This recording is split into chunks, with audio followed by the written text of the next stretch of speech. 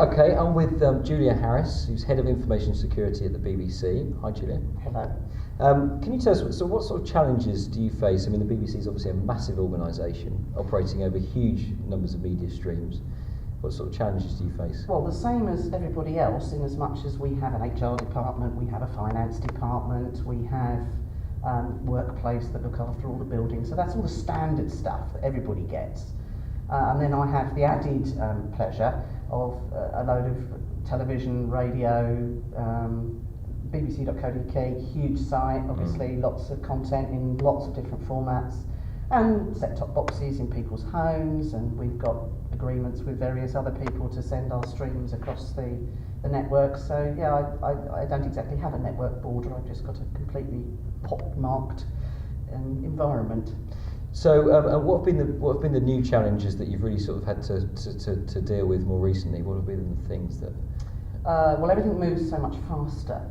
You know, in traditional broadcast with radio and television, it was all a much slower process. It's a craft edit takes place of all the beautiful pictures and sounds and merges them all together. When you move into the different media streams, so it's much more in your face now, this minute.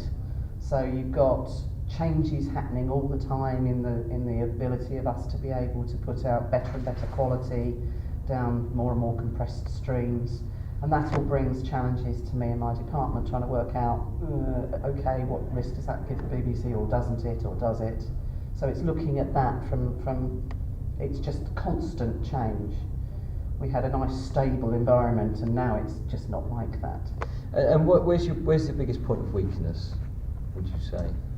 Oh, the biggest point of weakness of the human being. We are fundamentally flawed in the sense that we want to do the right thing. I don't think there's anybody that works for an organisation, or pretty much anybody that works for an organisation, that usually really means to damage that organisation. But in the current climate, plus work pressures that we get, the boss turns around and says, I want that by 10 o'clock tomorrow morning, and you've got to send it somewhere outside of the organisation.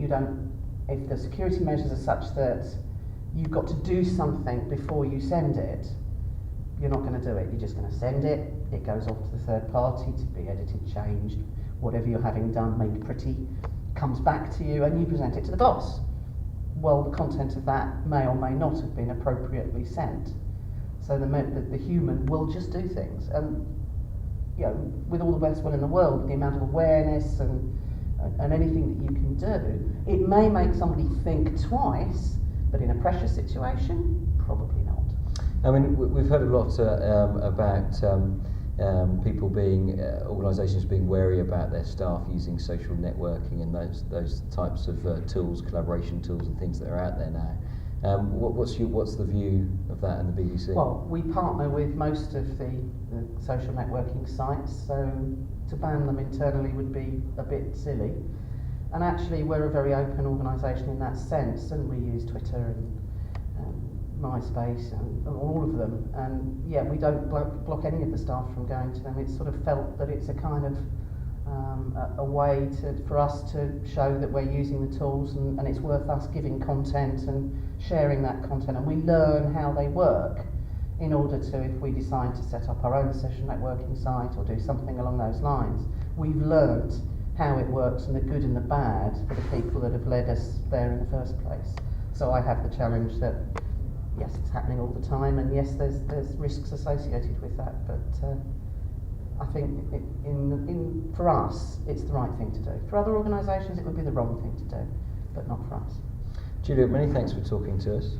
You're welcome. Thank you.